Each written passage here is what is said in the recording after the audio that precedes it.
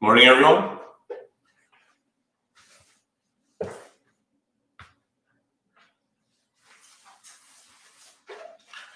Questions while we wait for people to come in? How are we doing this morning? Morning, Dan.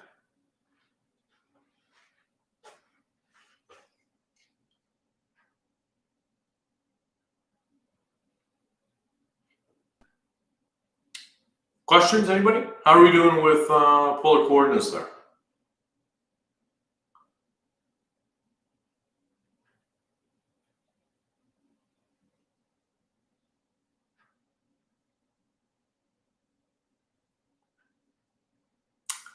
Good. Glad to hear it.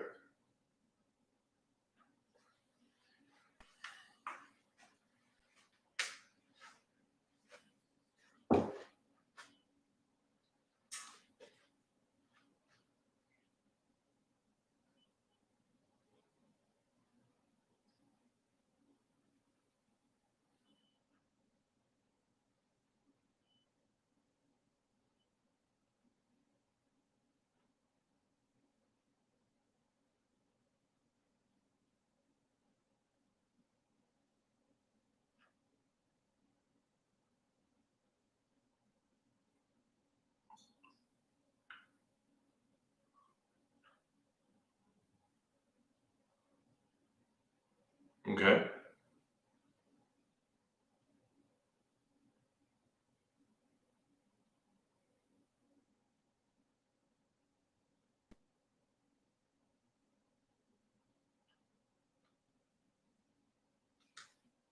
Very good.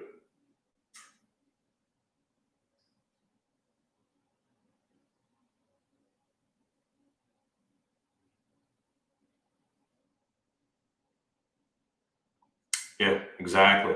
As Chad mentions, the question is asking you for the point A, B, C. If you look at the question, yeah, somebody had emailed me that question as well. And I mean, I looked at the work done, it was perfect, well, almost perfect. It was a slight mistake, but it actually did not affect that. That's the issue. Yeah, you got to read the question. Yeah, it's easy to skip these little things.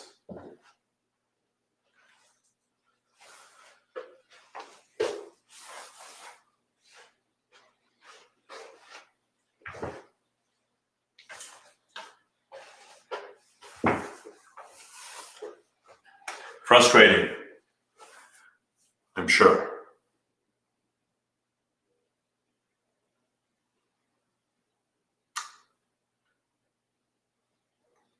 Morning, Tiffany.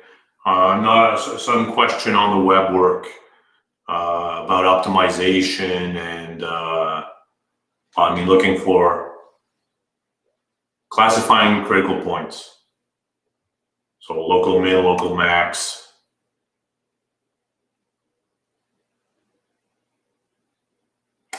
Well, one mistake that was in the, we will do spherical coordinates, probably not today though. Well, I mean, I've prepared it, so it'll depend on how far we get.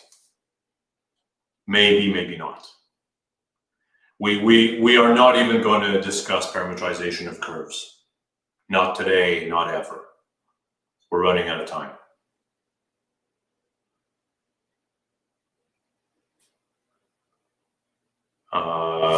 Tiffany, I'm not sure what the issue was. If your work had an absolute max, but then the answer said it didn't, I'm going to assume that web work was not incorrect.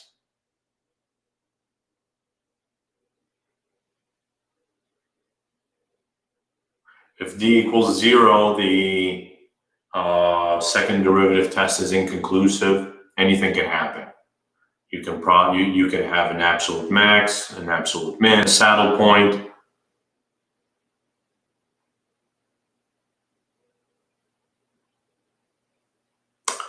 Or in fact, nothing.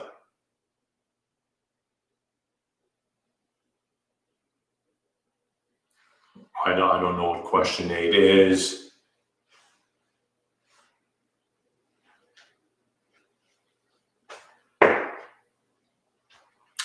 We will cover spherical coordinates, and it will be on the exam. Nothing to worry about. I mean, we have today and we have Tuesday, right? We have a class on Tuesday. So hopefully we'll get to spherical coordinates today, but if not, on Tuesday for sure.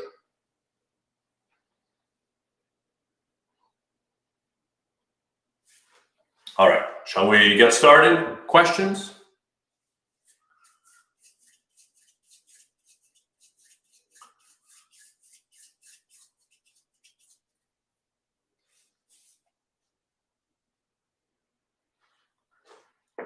So today we're doing triple integrals, or at least we're starting with triple integrals. And it's the same as double integrals. That's it. That's it, we're done. What does it represent? Right, so I mean, you know, everything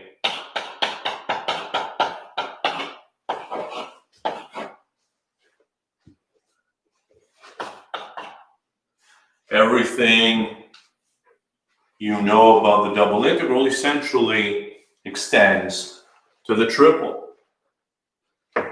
Here we are integrating over some region, some 3D region, and thus the dV as opposed to dA, as opposed to the change in area. This is the change in volume, right? So you have this 3-dimensional domain. And you can think of doing a Riemann sum, right? You could break this up into a bunch of rectangles or boxes, right? So this is the Y, this is the X, and this is the Z, right? So you have these boxes of length delta X with delta Y and height delta Z. This is completely off. The delta X is like this. So delta X, delta Y, and delta Z going up. So the volume of those small boxes, delta X, delta Y, delta Z, and then you would, right, I mean, you have this function, W equals f of x, y, z, floating around in a fourth dimension. So if you pick a point in your box and look at its image, you can draw the 4-dimensional box of height, f of x I star, y j star, x l star. And then you would add all of those up over I, j, and k. So a Riemann sum, a triple sum, right? Representing a 4-dimensional hypervolume, just 1 dimension higher than the double integral. Well, you're asking yourself, are there physical applications? 4 dimensions, what are we talking about? Imagine your function being identically 1. If you have a function of height 1, right, in the same way that in the single integral, if you had a function of height 1, you got an area, but you got an area, but numerically, it was the same as the length of the interval. When you move to 2 dimensions, and you have this domain D and a function of height 1 over and above,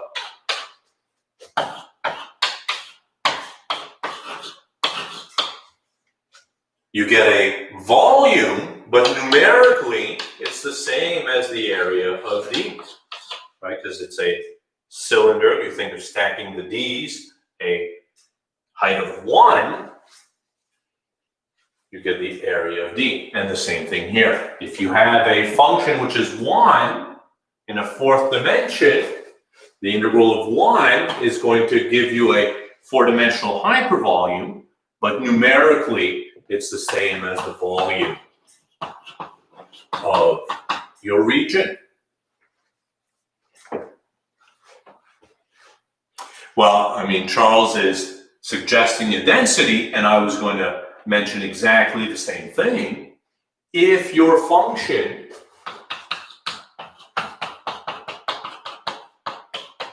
represents the density of whatever material your domain is made out of, then by integrating the density, you actually get the mass of the object. So 2 immediate applications to triple integral. 2 immediate reasons why it's important. And it has immediate physical applications.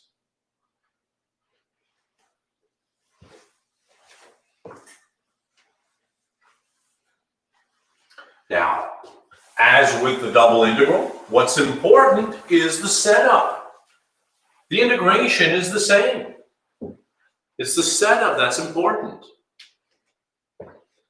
And everything follows in the same way as with the double integral. In other words, we have Fubini's theorem, which tells us that you can integrate however you want, right? So here you'll have a, as I've erased it now, but we have delta x, delta y, delta z. So you have a dx, dy, dz, or dz, dy, dx, or any of the 6 combinations.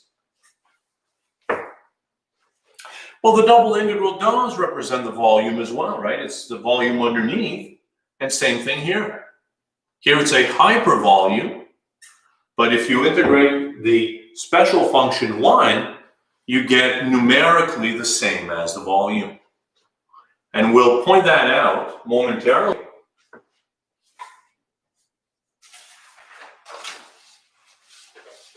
Exactly, this is specific to the case when the function is 1.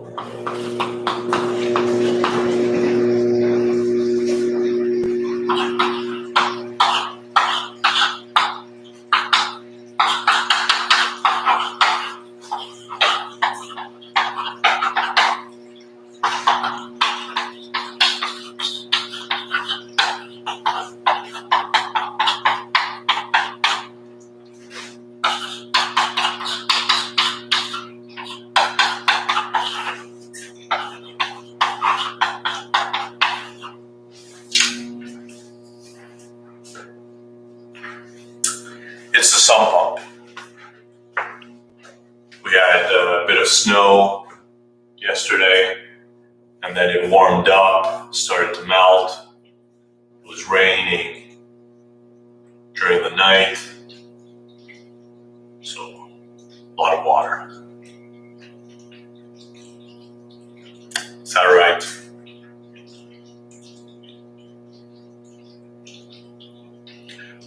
Yeah, not that much here. We had maybe 3-4 inches. No, not even that.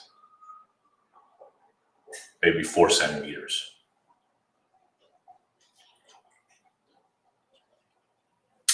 Is E in the 4th dimension? No, because it's a triple integral, so it's understood to be a domain in 3D. let's graph the region, right? Because again, it was important to graph in 2D. In 3D, it's even more important.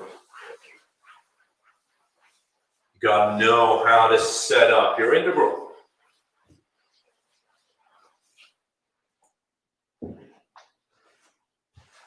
"15 centimeters.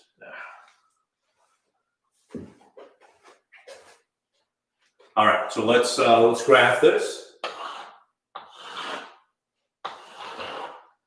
What are we doing?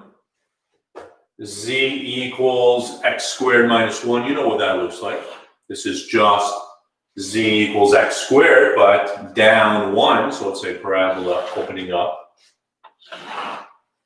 in the xz plane. And no y is specified, so you can drag that in the direction of y.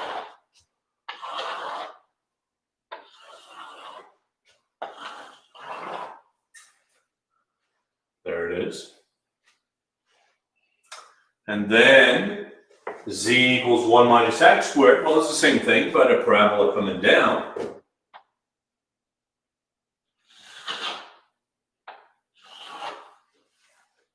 And again, no y is specified, so we are dragging this in the direction of y.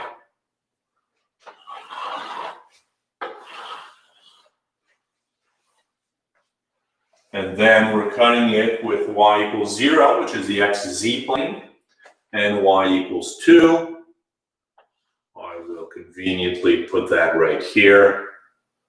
Y equals 2.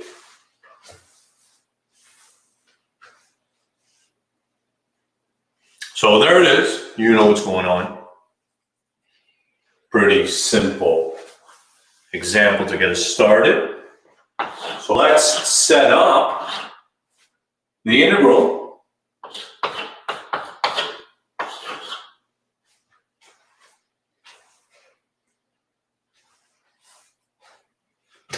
And the first question we have to ask ourselves is, what do we want to integrate with respect to first? You have 3 choices to describe the first variable. I think z works fine. And then, whatever. dz, dx, dy, or whatever you want to do. It's all good. I think z is the way to start, though. But again, it doesn't matter. It doesn't matter. It's up to you, right? I mean, Fubini's allows you to do whatever you want. I mean, why don't, in fact, I'm gonna suddenly I feel that I want to start with y for some reason. So let's start with y. Let's ask the question, how does y vary? Right, you see what's happening here? You've got these 2 parabolic cylinders.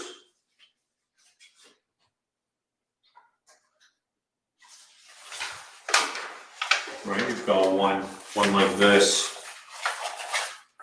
and the other one like that. So here's what we're looking at. How does y vary? You see how y varies, right? Y goes from here to there. Right? Y goes from here all the way to there. Y goes from 0 to 2. Once we've described how y varies, very much like the double integral where I suggested we project everything onto the remaining axis, here we're going to project everything onto the remaining plane. We've described how y varies. Project everything to the remaining plane. What does the projection look like? This is what you get. Right? If you squish everything to the xz plane, there it is. How does z vary? right? This is the z-axis measured this way. Z is going to go from here to there. Z goes from the bottom to the top.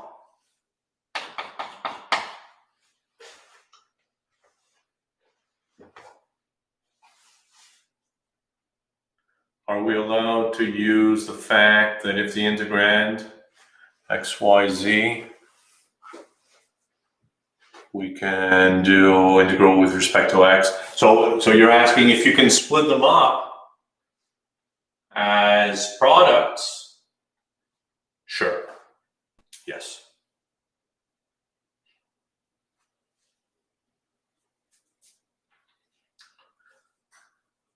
So we've described how z varies. We would then project onto, isn't x squared minus 1 bigger? It is not. I mean, it is bigger eventually, but we are restricting our attention to until they intersect. So once we've described z, we want to project onto the x-axis. We need to figure out where these intersect. Where do these intersect? 2x squared is equal to 2. X is easily seen to be plus or minus 1. So the projection onto the x-axis is minus 1 to 1. There it is. Let me point out, for fun, that if you take any point in your domain, any point x, y, z, you've got a corresponding point on the other side, negative x, y, z.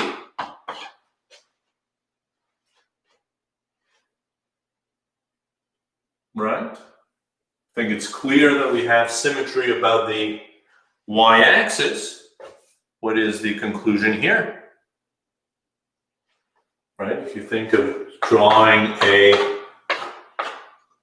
box around that point and then taking a height versus a height on the other side,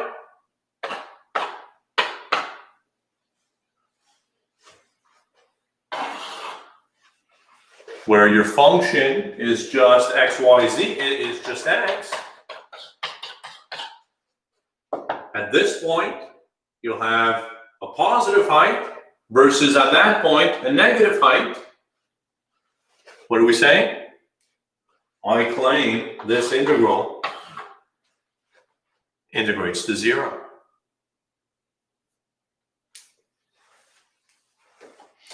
You need to draw. You need to draw. It's not going to be clear what the domain is if you haven't drawn. If you think you can get away without drawing, you can't. Here, my claim is that the integral of x goes to 0. This cuts down our work by quite a bit. But if you don't see it, it doesn't matter. You can evaluate it nonetheless, and you'll see that the integral is 0.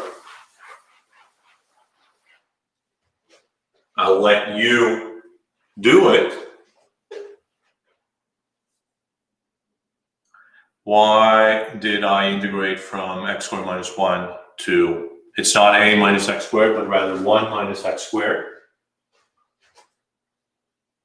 Well, I mean, look at your drawing, right? Z equals x squared minus 1 is below z equals 1 minus x squared. The integral of x is 0 by symmetry. Absolutely. This function is odd in x, and you have symmetry above the y, above the x-z plane, above the y-z plane. Right? The argument, if you do a Riemann sum argument, your function this point gives you a positive height versus on the other side is going to give you a negative height. So they're going to, those four-dimensional hypervolumes are going to add to 0. But again, don't take my word for it. I'll invite you to evaluate it. Let's finish that up quickly. Integration with respect to y, minus 1/2 y squared. So that's going to be a minus 2. And then integration with respect to z, there is no z. So that is 1 minus x squared minus x squared minus 1.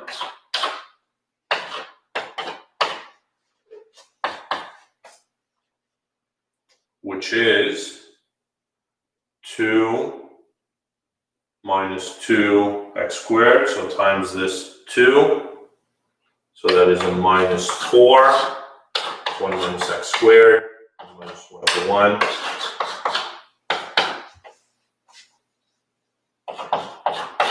And this is x minus 1/3 x cubed.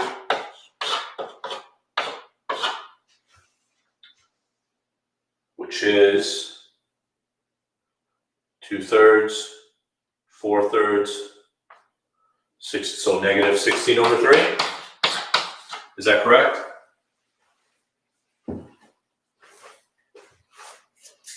Exactly that, Niloy, right? I noticed that x was an odd function. If we have symmetry above the yz plane, the integral is going to be 0. By symmetry, in the same way that we had symmetry in the two variable case, right? First of all, observe, if you integrate with respect to y, there is no y, so you get 2x. And then integration with respect to z, there is no z. So you get 2x times the difference of these. But 2x times this is going to be odd in x, and you're integrating from -1 to 1. And 2x times this is still odd in x. And you integrate from -1 to 1, it's still 0. Exactly as Niloy suggests. Philip, I think we were expecting a negative answer, right? Because you are in a positive region for y. And if this x goes to 0, we're left with a negative y, so we would be expecting a negative answer. And Alexandra suggests negative 16 over 3 as well. Excellent. Chloe asks, do we have to find symmetry? You don't. You don't have to. It just simplifies the work for you. But go ahead and leave the x there. It's an exercise I suggest. Do the integration. You'll see that that x part integrates to 0.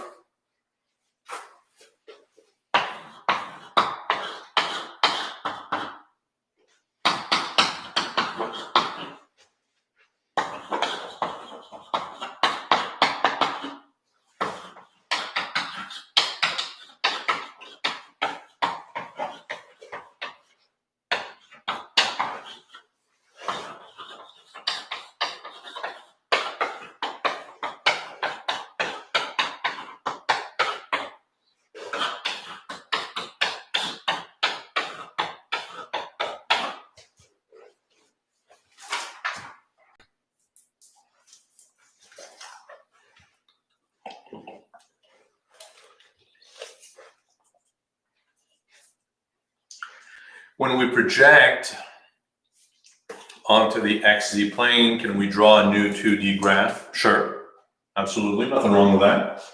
But I think here there's no need to, right? I mean, we see exactly what's going to happen.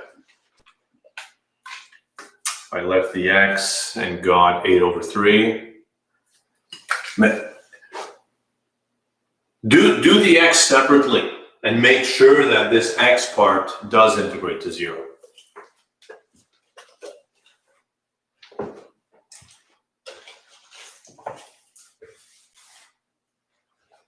All right, consider this. You know what's happening, right? Let's draw a picture.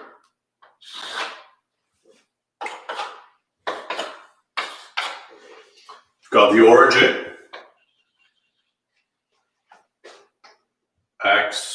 y, z. So 1 in x, 1 in z. X, y, and z are both 1. And x, y, so z is 1 as well.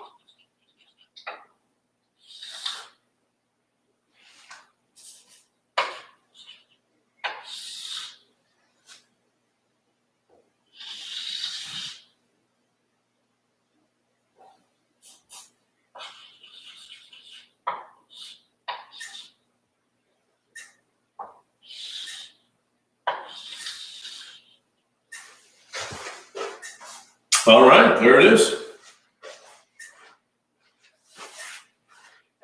So we have this sort of pyramid shape, somewhat.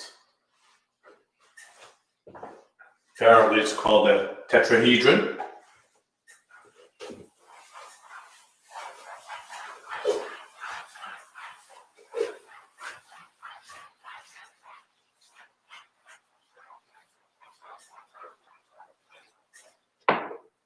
Right, so you understand that it's a solid region, right? Solid region. All right. So what do we want to do? You can do whatever you want to do. We have to decide what we want to integrate with respect to first. I don't know what we want to do. Shall we try setting it up? dy, dz, dx? Why don't we set it up two ways for fun? Why is there a line in the middle? Well, I mean, these are vertices, right? These are vertices, so you have 1, 2, 3, 4 vertices. So they're all interconnected, right? And in the same way that if you have 3 points, and you treat these as vertices, then you draw a line between all these 3 points, and these define a triangle. With 4 vertices, draw lines between all of them, and they'll define a tetrahedron. Nicholas is not sure what the xz represents. Well, you have this shape in 3D, and then you have this function w equals xz floating above in a 3rd dimension. So at this point right here, right at the point 1, 0, 1, your function has a height of 1. X and z are both 1. Your function has a height of 1. And what we're calculating here is the hypervolume, 4-dimensional volume between the function and the 3D region. Or, as somebody else had suggested, if this is viewed as a density function, right, giving you the density of the material, then this corresponds to the mass.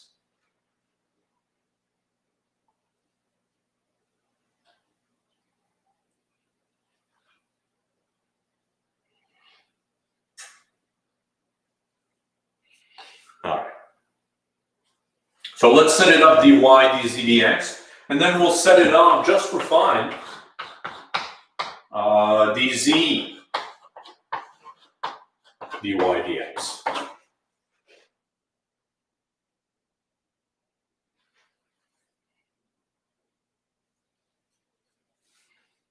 Yeah, so double integral is a 3D volume, and a triple integral is a 4-dimensional volume, as Aidan is suggesting.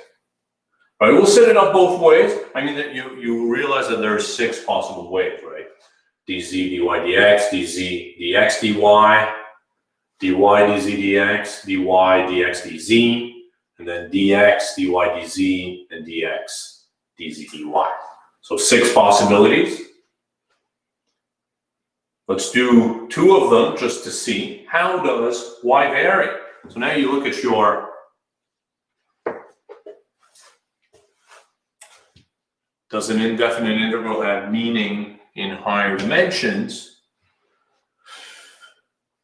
It has the same meaning as the one variable case. The one variable case corresponds to an antiderivative, so does this.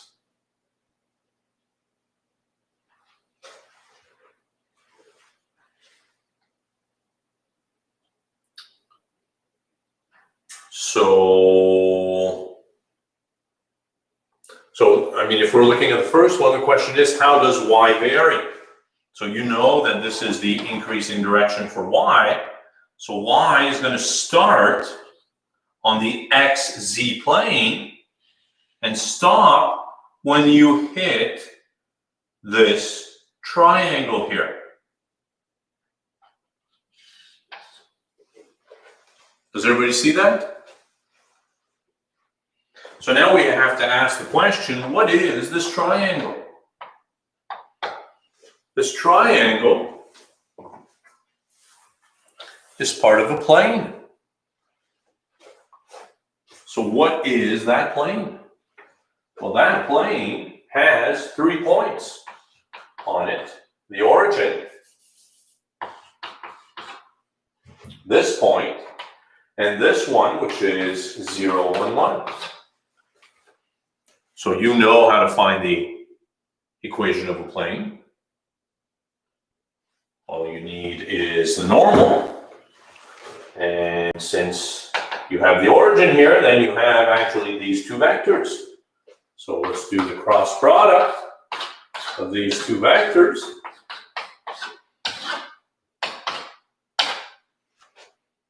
Minus 1, minus 1, 1.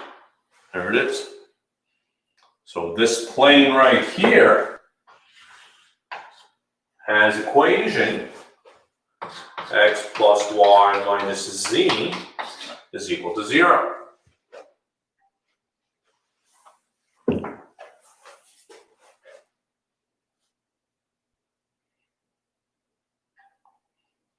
But the back side where y starts from has 2 planes to it. I don't think it does. I think you're starting on the xz plane, right? Because you have these 3 points. This is the point 0, 0, 1, and all 3 points have a y component of 0.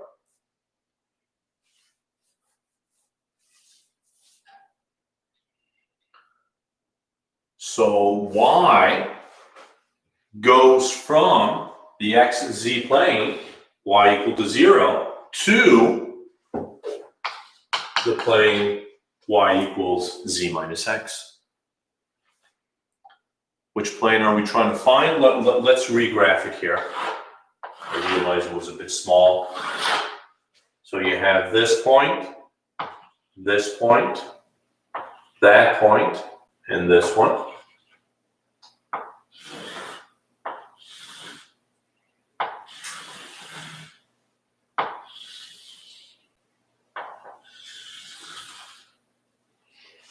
What I found was this shaded plane right here. Why? Right? Because y goes from the xz plane, and then it increases until it hits this plane right here, right? It starts there and goes until you hit that plane.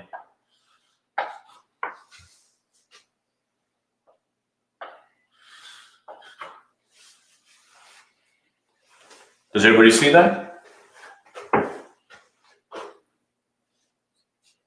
Marie is asking why x plus y minus z equal to 0. Well, we just found the normal.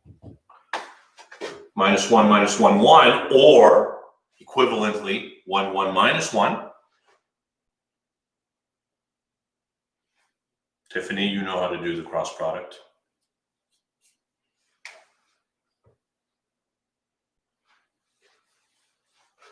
And then we know that it goes through the origin. So there it is. right? So that shaded plane here has equation x plus y minus z equal to 0. While we're here, might as well discuss this top plane. How does the cross product represent that surface? Well, we've convinced ourselves that it was a plane, right? It's a flat surface, and it contains these three lines. It's a plane, and then we found the normal vector. What is that top plane there that I'm pointing at? Who has it?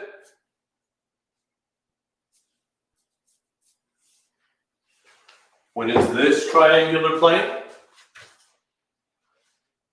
Z equals 1, thank you, Lucia. Right, Z equals 1.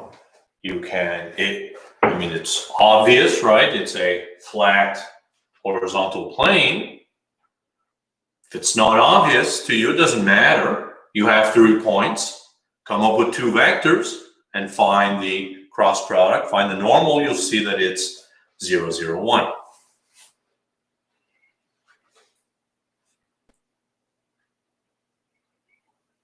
Exactly.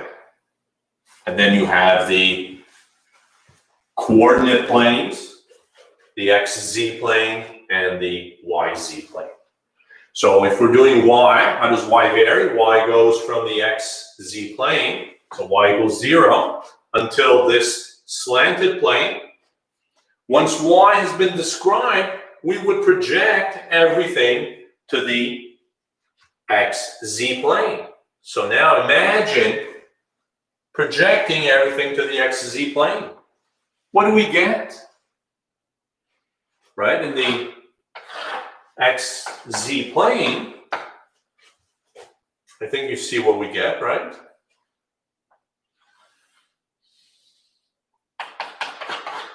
We get this region right here, right?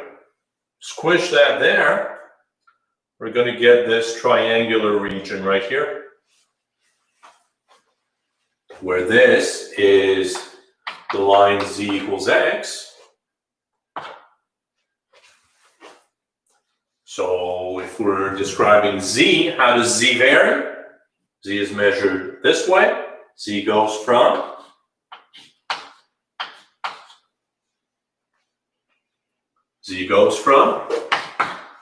x to 1. Once z has been described, we will project everything down to the x-axis. And it's clear, I think, that we get the interval 0 to 1. How do we do it? For fun, let's do it this way, dz dy dx. How does z vary? Well, I mean, let's regraph it here. This is the xz plane, and this is the region.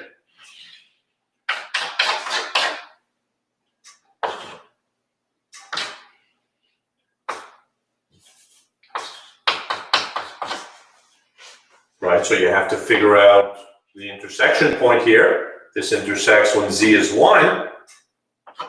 So x is 1. When you project onto the xz plane, you get the interval 0 to 1. Lucia, where did I lose you? Slightly confused about plane selections. How so?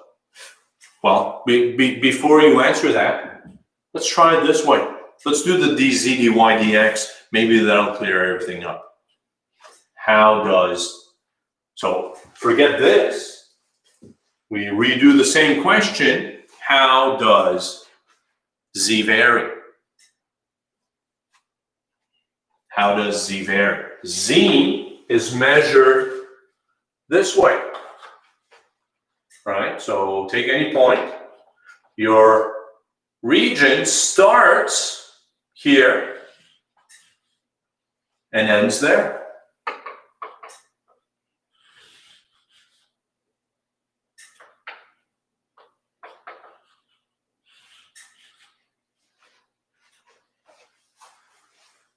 As Mies suggests, it starts on this slanted plane, z equals x plus y, and goes all the way to 1. Absolutely.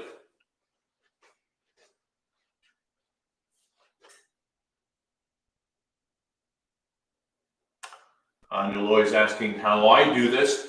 Graph. I have to do the graph. I absolutely have to do the graph. I don't know what's happening if I don't graph it first.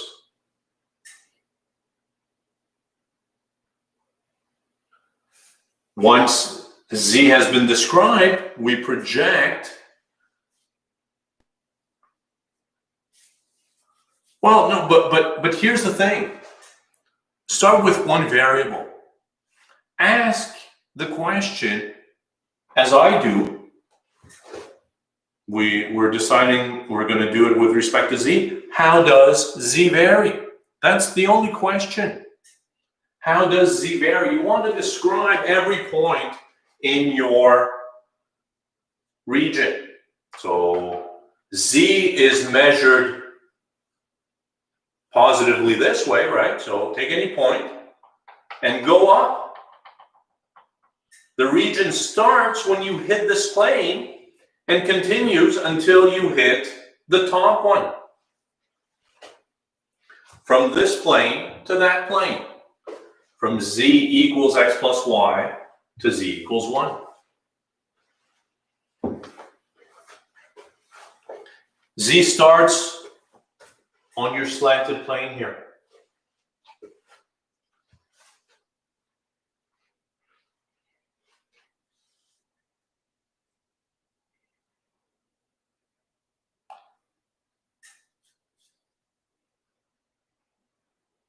Well, I mean, you shouldn't be graphing online, you should be graphing on paper.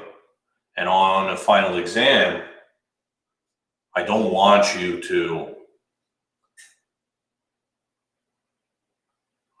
be using graphing technology. These are easy graphs. Once we've described how z varies, we project onto the xy plane, right? We've described how one variable varies, we project onto the remaining plane. So squish that down to the xz plane. You see what's going to happen, right? It's that top, which is going to be projected down to the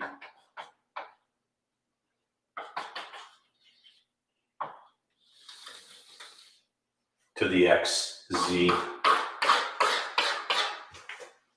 to the xy plane.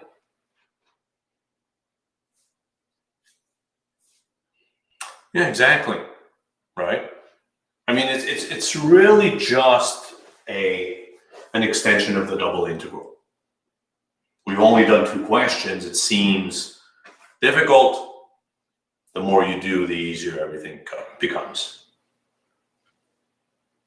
Right? So we've projected onto the yz plane. How does y vary? Well, now you see it's really just a double integral.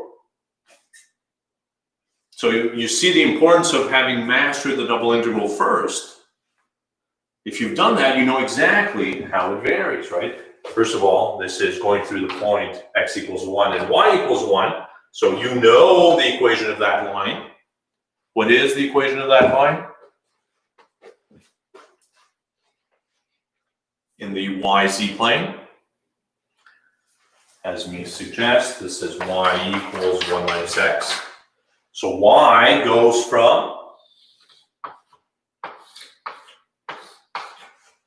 0 to 1 minus x. Once y has been described,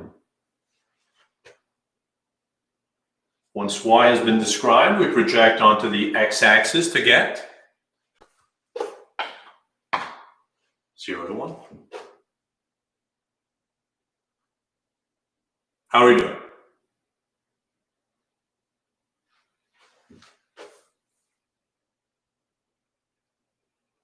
Shall I leave these to you?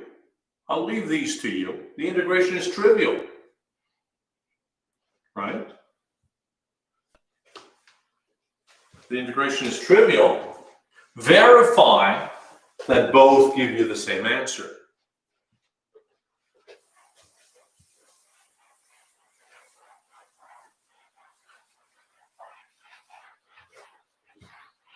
And for fun, you can set up the 4 remaining triple integrals.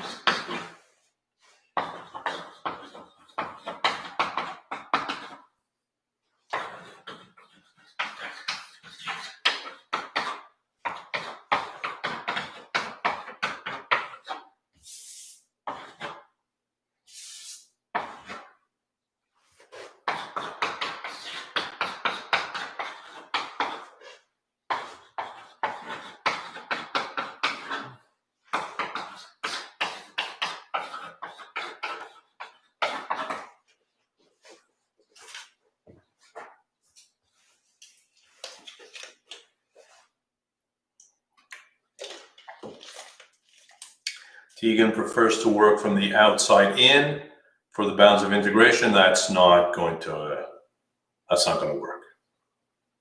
If you want to set up these instead and move your window, no. You have to go from the inside out. Is that a 4 or a 9? It's a 9.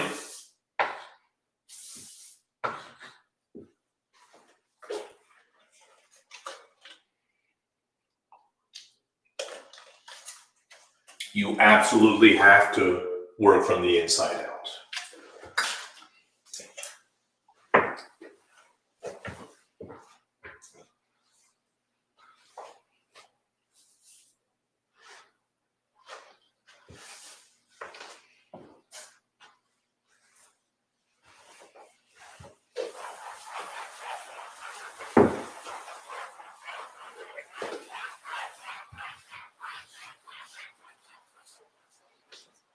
All right, let's draw it.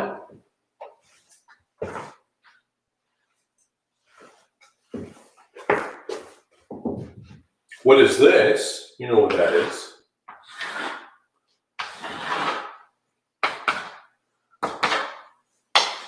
This is a circle in the YZ plane, circle of radius 3.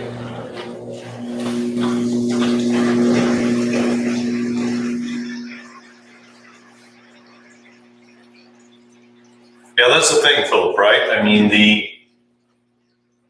it's impossible to switch the order of integration without understanding what your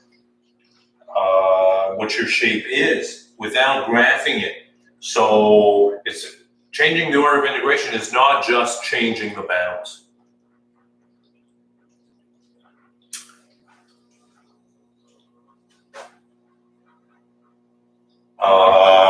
Mies is not sure why they're specifying is equal to 0. Let's not worry about that for now. We'll see. We'll see if that was actually necessary or not. Let's just graph it. Y squared plus z squared equals 9, a circle in the YZ plane. No x is specified, so we're dragging this circle in the direction of x. Of course, you recognize that it's a cylinder.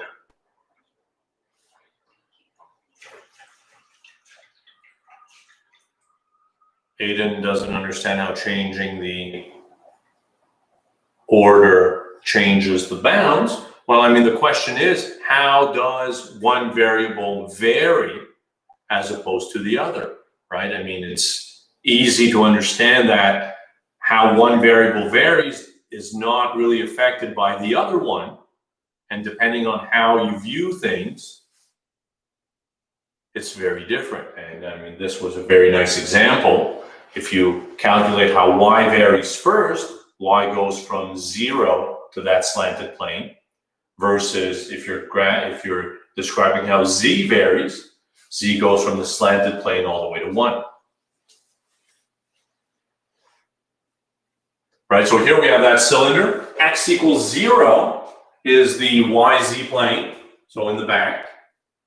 Y equals 3x is this line in the XY plane, but of course, no Z is specified, so you're stacking these lines in the direction of Z, and you get a plane. So right now, to answer me's question,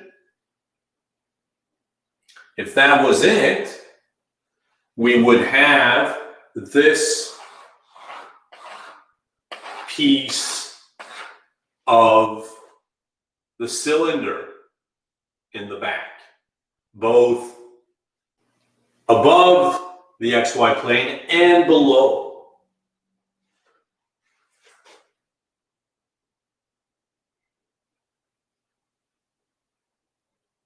Oh, well now, I mean, you're talking about in the first octant. Okay, so you're probably right that there's overlap there. Absolutely. I see what you mean. Good point, but no harm done, right? So you're stopping it right here, so it's just the upper half. There it is. All right. So let's set that up. Let's set it up dz dy dx.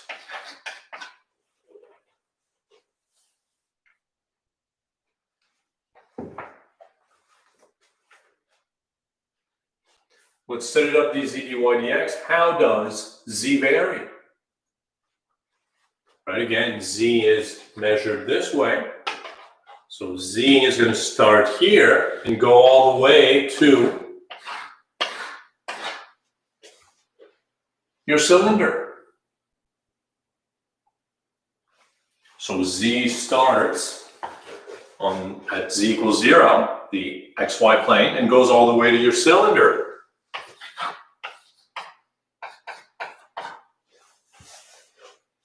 This. Once z has been described, we project onto the xy plane. And what is the projection onto the xy plane? Right? I mean, I think we see it here. Right? It's going to be this sliver.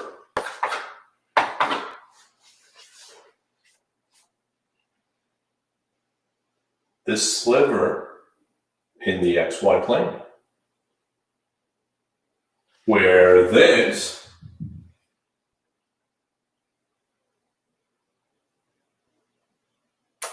but it's not that sliver at all. I was misled by the terrible picture we have there. It is a triangle, thank you. Thank you. Right, because when that cylinder hits the xz plane, when z is 0, you just get y equals 3. So it's actually flat. Absolutely. Thank you, everyone. Yeah, exactly. You certainly don't want to be drawing the wrong conclusions.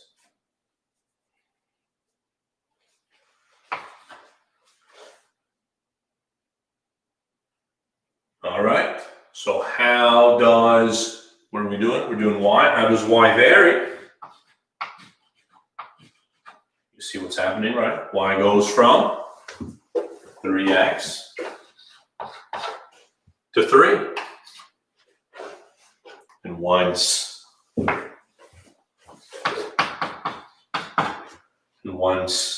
y has been described, we project onto the x-axis and we get 0 to 1.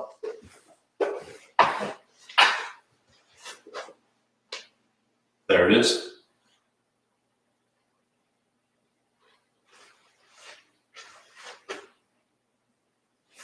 Well, I mean, I had drawn it kind of curved, but that was very misleading, right? I mean, if you have your circle here, and when you're dragging it in the direction of x, there's no curve there. It's a straight line. So that's why there wasn't this curve, but rather just a straight line. You're dragging it in the direction of x. What you get is a cylinder, and this is a flat side here, right? Well, I shouldn't say that, but this is a straight line.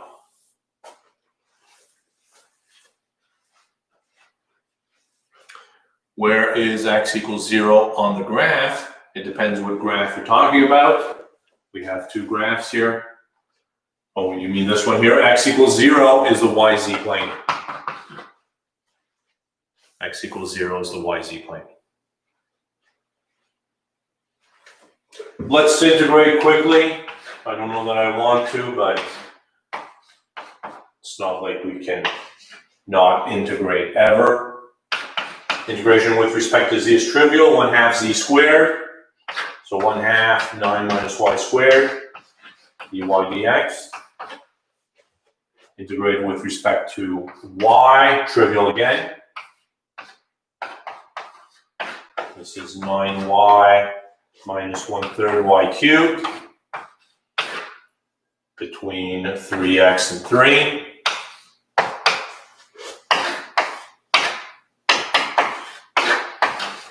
So 27 minus 9 minus 27x plus 9x cubed.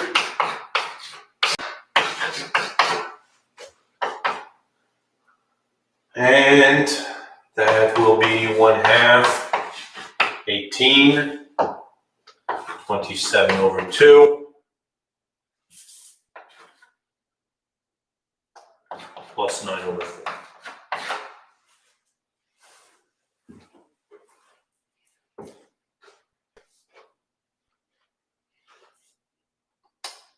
Sure. Louis is asking, can we just draw the cheese wedge directly? That's fine. That's fine. Wow. I mean, on an exam, here's the problem. This has to be your own work, right? How can you skip all of that? Why would you skip all of that? On an exam, show all your work.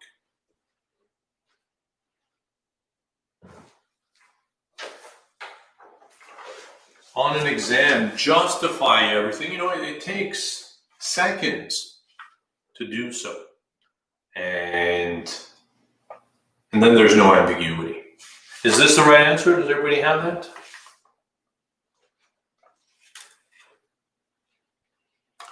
Yeah, of course, you tend to get lost. It's understandable. Could we get part marked for a right drawing? I don't know. Who knows? Who knows? Let's not worry about part marks. Let's worry about getting the question completely right. And then there's no issue.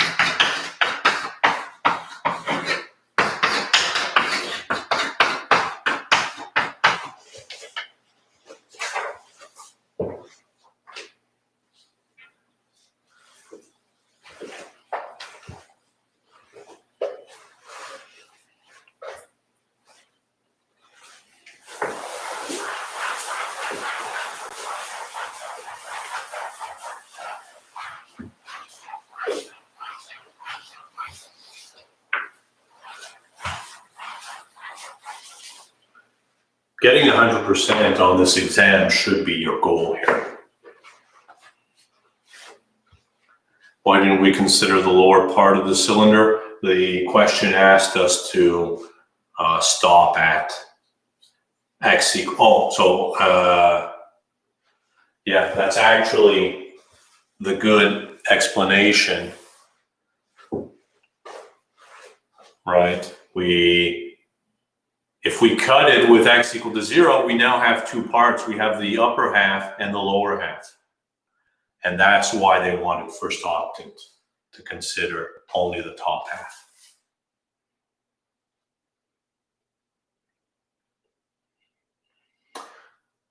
I don't know about easy. I don't know about easy to obtain, but that should always be your goal.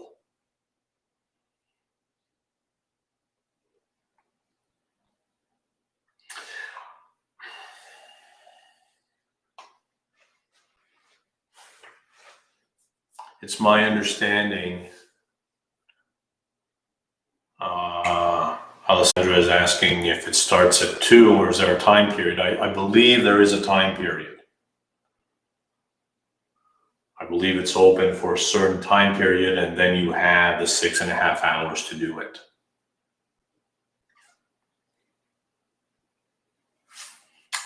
Let's have a look at this.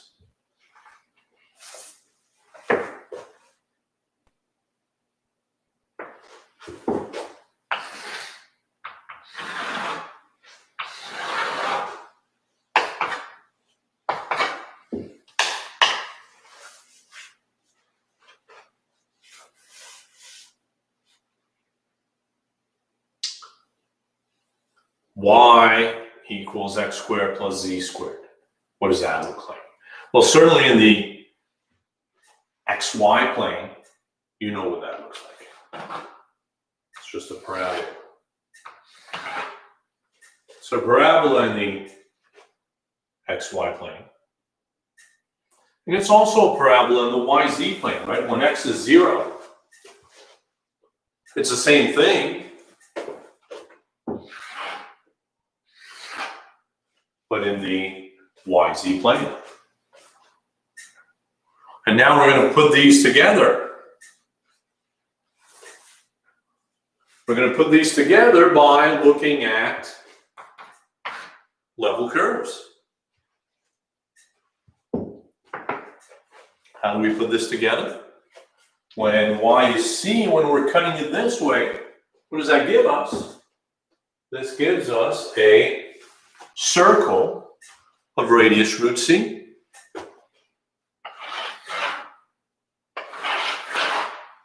So you have this sort of bowl shape coming out around the y-axis. And then on the other side, it's the same thing, but going the other way and translate it 8 to the right. Exactly. Second parabola should start right here and go like this.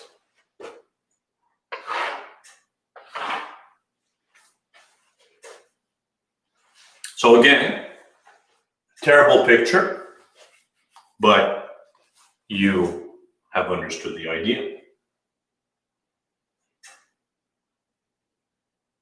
Two things are important. Well, I mean, first, we're looking for volume. So if we set it up as a triple integral, what is the integrand? Would we be allowed to change the variables y and z to visualize better? You mean the, yeah, I mean, it's not, thank you everyone, it's not, as long as you label them, then you should be fine. So if you want to interchange these two, I don't see any immediate issue with that. Again, as long as they're labeled. So integrand is 1. Let us describe how one of the variables varies. What do we want to start off with? I think we're going to want to integrate with respect to y first. Well, we will be doing change of variables shortly. And as Gabriella suggests, can we use polar? Maybe. Maybe we are going to want to switch to polar at some point. How do we know it's 1? We're looking for the volume, right? We're looking for the volume, so we're going to integrate a function which is 1 over the three-dimensional region. We're going to get a hypervolume, but numerically it's going to be the same as the 3D volume.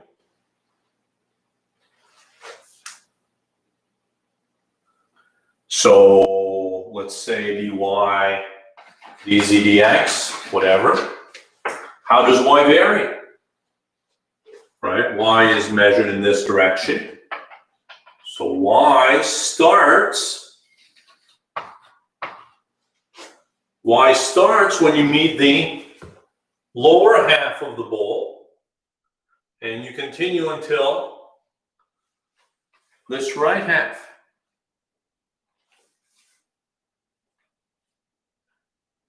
Anytime we look for volume, we set the integrand to 1 in a triple integral situation, yes. I say numerically because it's the answer. The answer, the number you get when you integrate, will be the same as the volume. If you wanted to throw in units, it would actually be a 4-dimensional hypervolume, but the number itself is the same.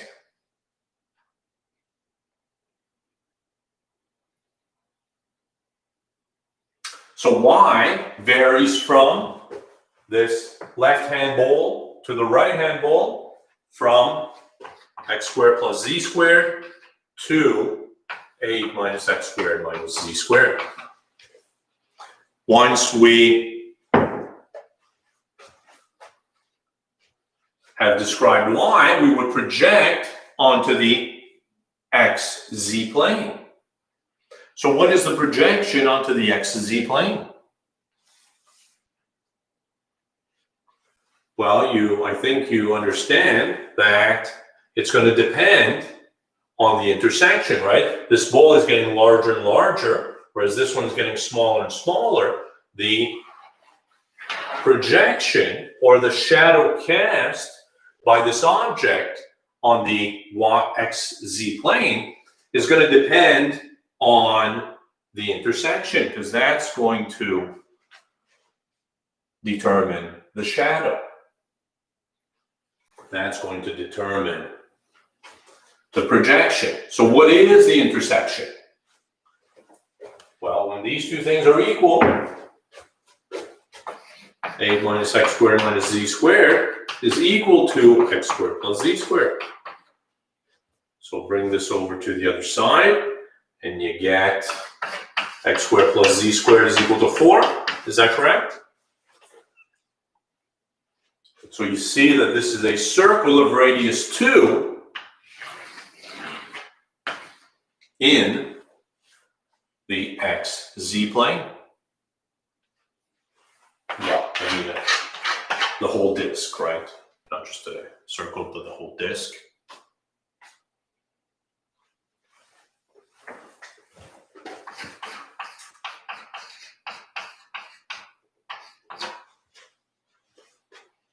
So less than or equal to, meaning everything inside.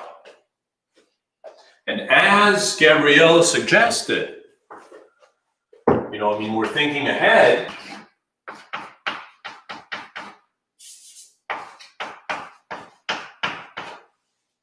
This is 8 minus 2 x squared plus y squared.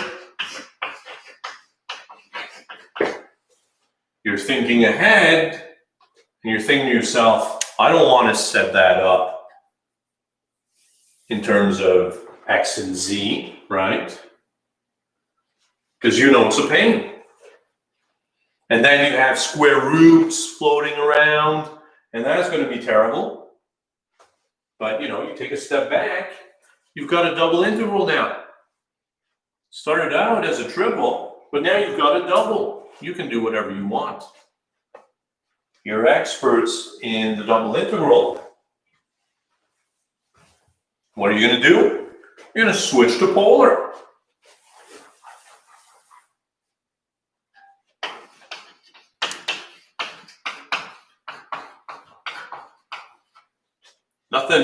Nothing is forcing you to stay in X and Z. Exactly that. Well said, Michelle. Switch to polar. So here, the Z is going to act like the Y. So X is R cos. Z is R sine. Your Jacobian.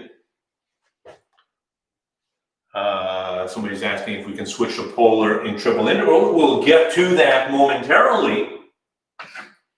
But right now, you've got a double integral. You can evaluate it as you wish. In particular, switch to polar. So x squared, sorry, this was z squared.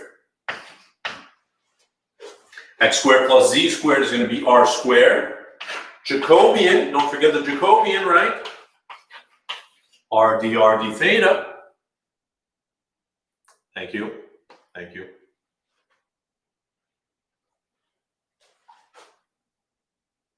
R d theta, how does R vary? Right, R goes from the origin to R equals 2, so 0 to 2. Spin that around 360 degrees, 0 to 2 pi.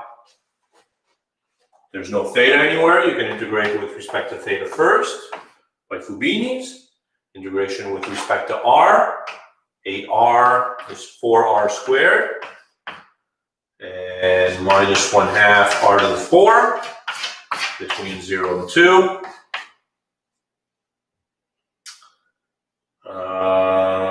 Is that 12, 24 pi?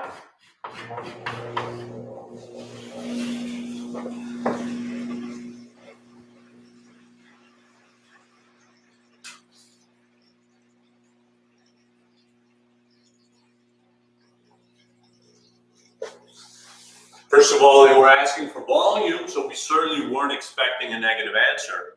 Right? If you get a negative answer, you know something's wrong.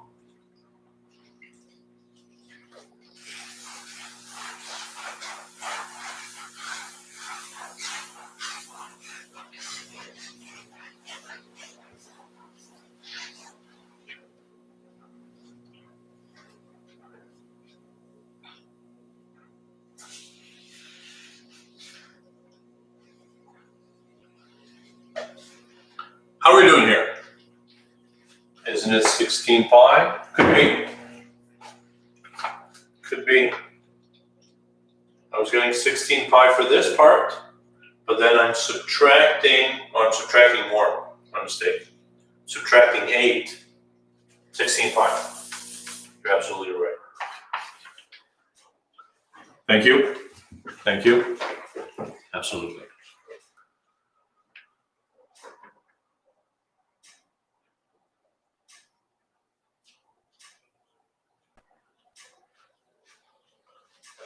Well, Adamar is asking why is z r sine theta? Our integral was in terms of x and z now. It wasn't x and y. But I mean, you understand, right? That's because our projection onto the xz plane was this disk of radius 2. So here, the z is behaving like the y. So the polar coordinates in this situation, the z behaves like the y.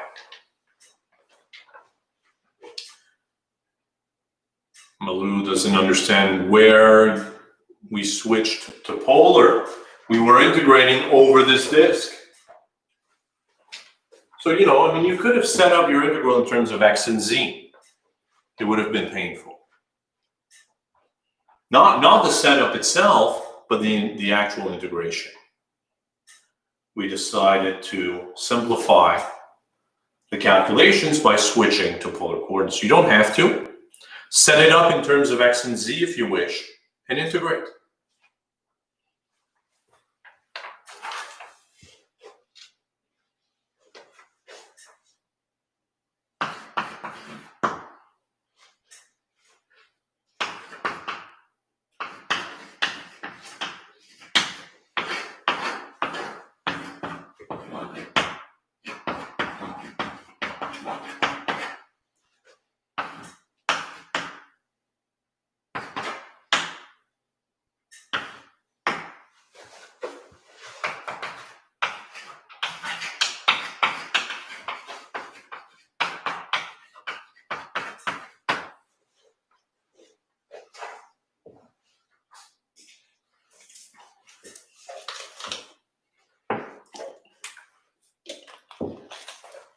While the final is usually a collaborative effort,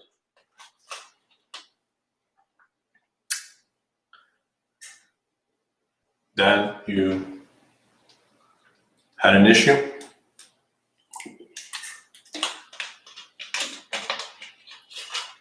Right. Right, I mean, you have these three variables floating around, so you have three options for the first case. Are you going to integrate with respect to x, y, or z?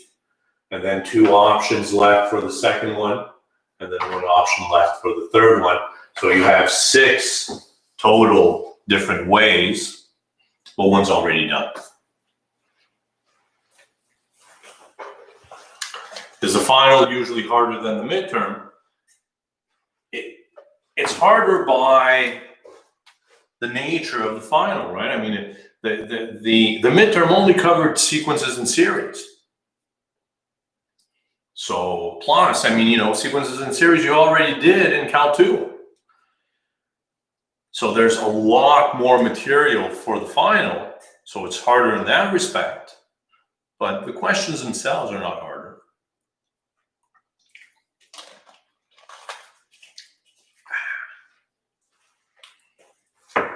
Cal 2 final.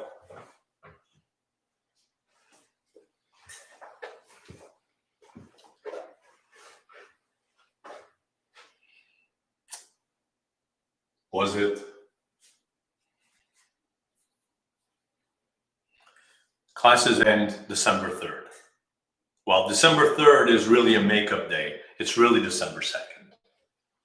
Some people will have class on December 3rd, others won't. Our last class is Tuesday of next week. So we have one more class left. The final is cumulative, absolutely. All right, let's switch the order of integration.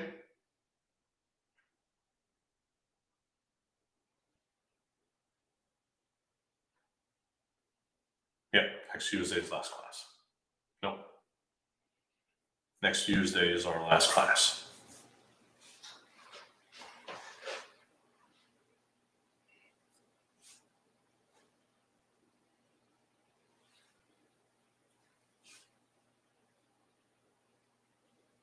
So you understand what needs to be done, right? We need to switch the order of integration. And in order to do that, we need to understand what region we were integrating over. So let's understand.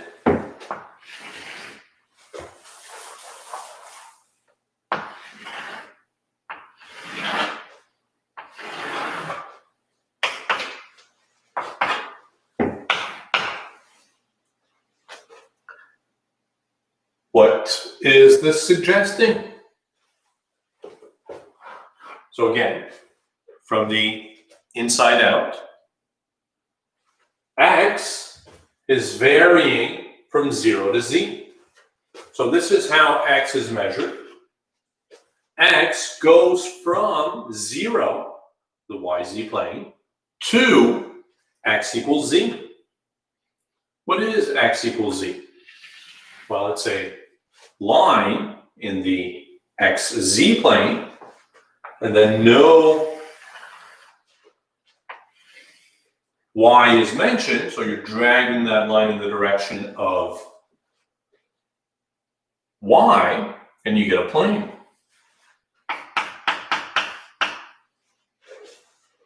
So you see what's happening. X goes from the yz plane all the way to this plane. Once x has been described, we would project onto the yz plane. And if we do that, what is the projection? Well, the projection, z goes from y to 1. So z equals y is a straight line in the yz plane all the way to z equals 1. So the projection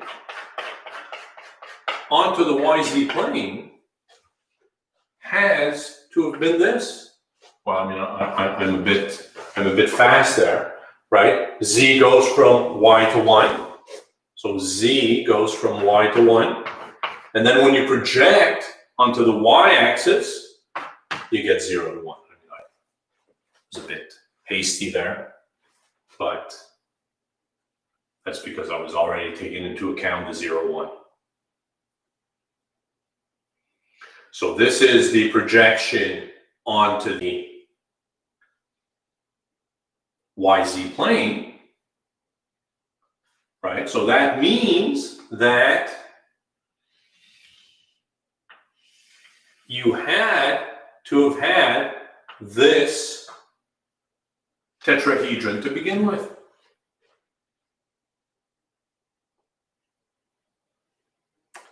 So essentially, can we explain everything again? Right? Let's explain it again.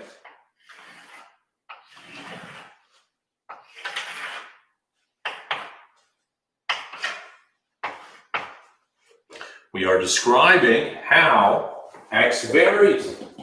X goes from x equals 0 to x equals z. X equals 0 is the yz plane. X equals z is the line in the xz plane, and no y is specified, so we're dragging this line in the direction of y. Then we get a plane. Of course you knew it was a plane already, right? Flipped over pyramid, very well.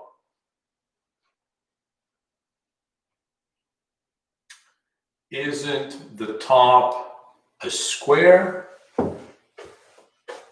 You're right. You're absolutely right. It was, yeah. So a flipped over pyramid. Yeah, absolutely. Right, because z goes from the xy plane all the way to that plane, so it's going to be a square top. Absolutely. Good catch.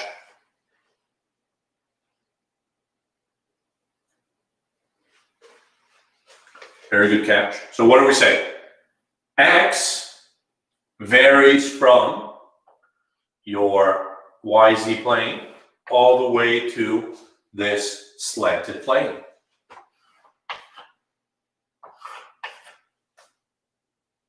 Once x has been described, this is the projection onto the yz plane. So what is that? Z goes from z equals y all the way to z equals 1. Right, so you're in this region, and then the projection onto the y-axis is 0 to 1. So it must have been this region in the YZ plane. And now the question is, what is the shape that gives this projection once you've described how X varies? Well, I mean, this top here goes all the way to the axis. So there it is. Some sort of inverted pyramid shape, as was suggested. I called it a tetrahedron, but I was a bit too fast there. Very nice.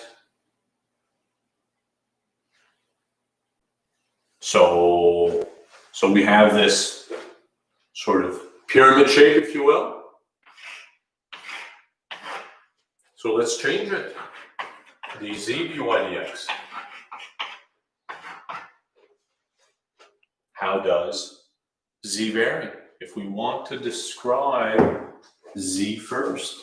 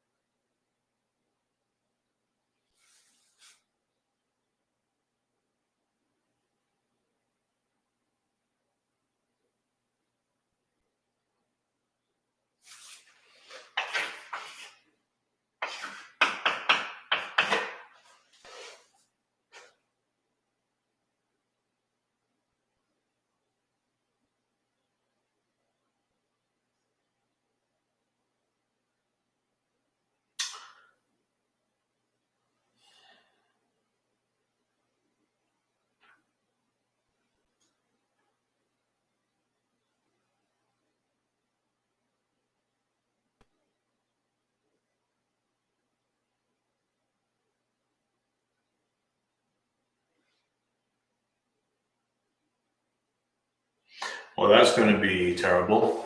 Yeah. As Illinois suggests, you have to split it into two pieces. Let's not do that one first.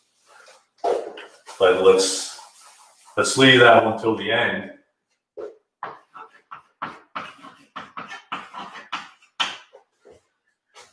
Let's leave that one till the end because it's going to be bad. Let's instead describe how X varies. Well, I mean, X was already said to vary from 0 to Z, so we can make use of that. And the projection onto the YZ plane remains the same, remains this upper triangle here. So how does Y vary? Y is going to go from 0 to Z. And once Y has been described, we project onto the Z-axis and get 0 to 1. So that was painless. Let's repeat with dy dz dx.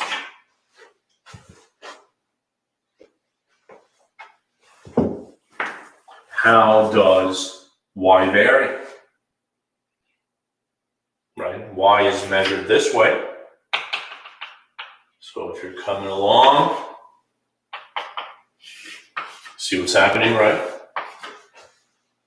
Y goes from the XZ plane all the way to this slanted plane, which has equation Y equals Z.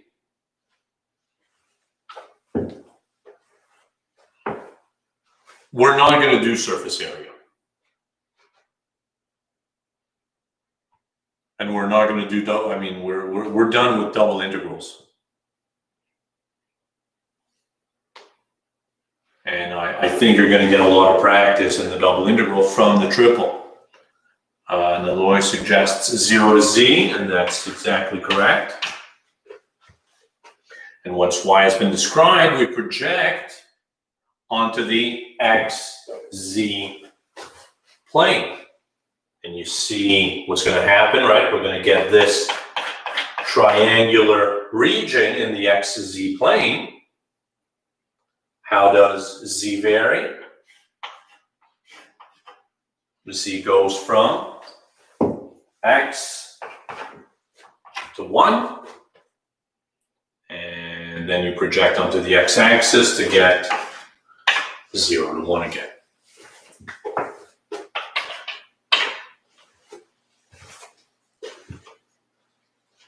Very nice. Not z to 1, right? But x to 1, because you're describing how z varies. So z equals x to z equals 1. All right. Now we're in trouble.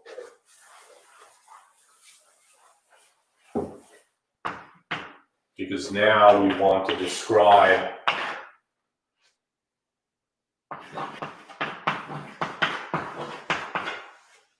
dz dy dx, and that's going to be slightly painful. Why is it painful? How does z vary? You know z is measured in this direction. So if you're close to here, right, z is going to start on this plane and going to go all the way up to the top. But if you're close to here, z is going to go from this other plane all the way to the top. So there's a break. There's a break right here along this line here, right, which corresponds to the line y equals x, right, because this is x equals z and this is y equals z, so they meet along the line y equals x. And if you take any point in here, your region starts at z equals x and goes all the way to 1. And if you take anything in here, then it's the opposite. So exactly, we have to break it up into two pieces, right? Because once you've described z, you would project onto the xy plane, and what do you get? Well, I mean, it's this square that gets projected down, right? So it's this square.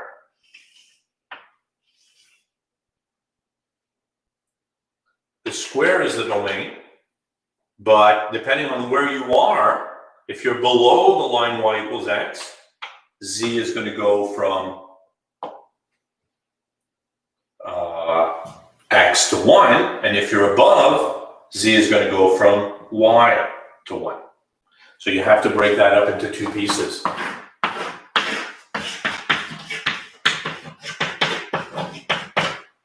So let's do it. Z goes from x to 1,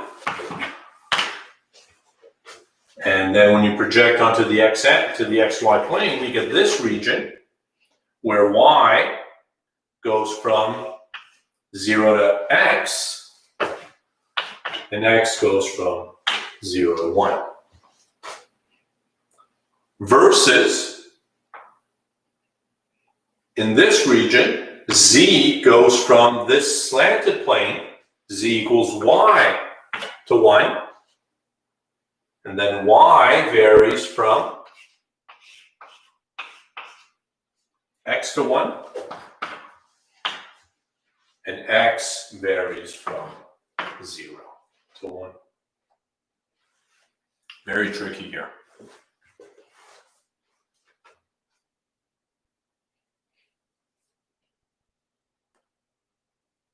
Very tricky. The question is, could it be symmetrical? Well, the region could very well be symmetrical, but you know, if you want to use symmetry, it depends very much on f as well, as Rick mentioned. Absolutely. There it is. We're still missing the dz, dx, dy. I'll let you work that out, but there it is. Let's do one more example.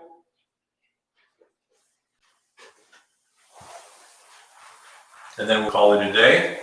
A quick example, because we're already past our time.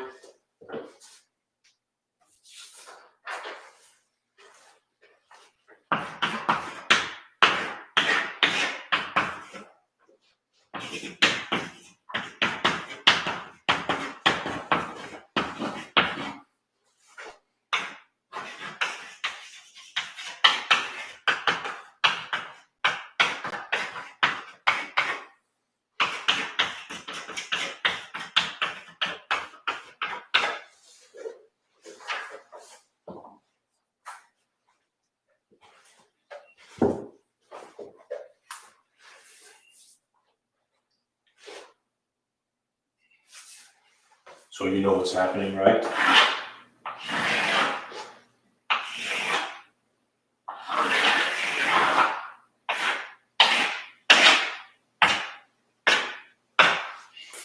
We are integrating over this solid ball, right? That is characterized by the less than or equal to everything inside. That is our 3D region.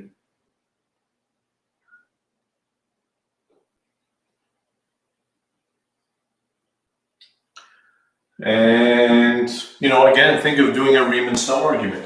For every point in here, you have a corresponding point xy negative z. Right, so if you had this box around, and then you took a volume, kind of hypervolume business, right? You have this function on top. I am, of course, referring to the z cubed here, right? You'd have a positive hypervolume, and then over here, you'd have a negative hypervolume. Numerically, it's the same thing. One of them is positive, the other one is negative. Where am I going with this? What's the point? Integral of z cubed is, everyone, by symmetry, what's the conclusion? The integral of z cubed is 0.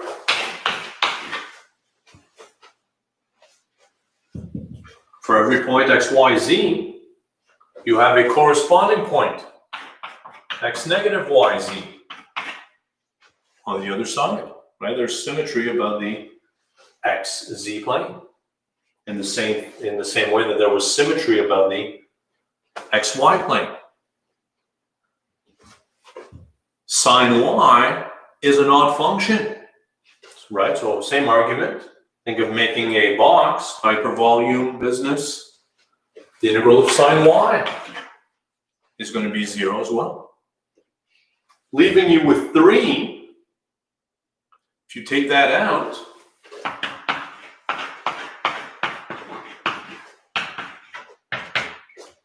this is 3 times the volume of the ball. You know the volume. 4/3 pi r cubed. And you're done.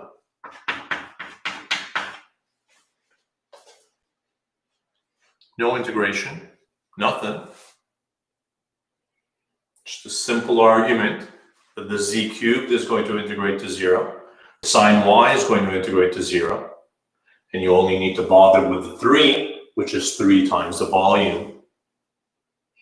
There it is.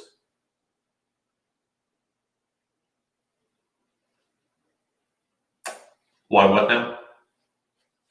Chad? Didn't get what?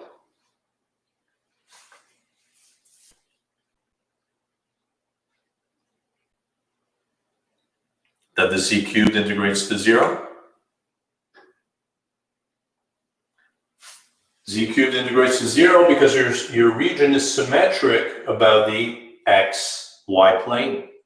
For every point x, y, z, there's a corresponding point x, y negative z. Your function at this point is z cubed. Your function at this point is negative z cubed. So here you're going to have a positive height And over there, you're going to have a negative height. They're going to add to 0. The integral of z cubed is 0. Same thing for sine y. For every point x, y, z, there's a corresponding point on the other side of the x, z plane. There's a corresponding point x negative y, z. And over here you'll have a positive volume, right? A sine y, whereas here you're going to have sine of negative y, which is negative sine y.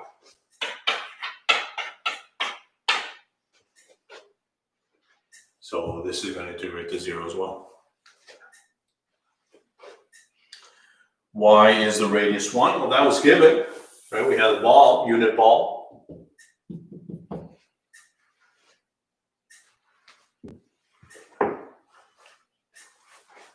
If it was z squared, it would be entirely different. We could not conclude z squared integrated to 0. In fact, it does not integrate to 0.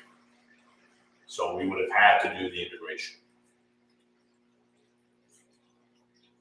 What if it was 3x instead of just 3? Then absolutely the same argument could be made for every point x, y, z. In here, there is a corresponding point on the other side, negative x, y, z. And 3x would have integrated to 0 as well. Absolutely. Well, if not on this exam, for those of you doing 264 next semester, there's going to be a lot of that. So important for this course, but also important for your next course.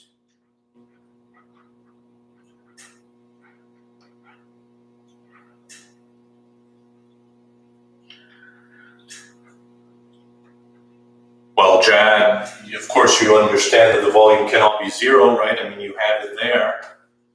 And as Niloy points out, 3 is not an odd function. 3 is an even function. If everything is 0 as the integral, of course it's 0.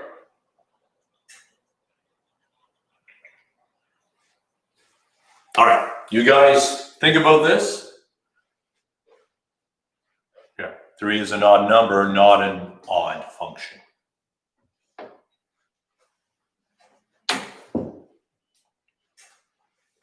So think about this, practice this over the weekend, the double and triple integral.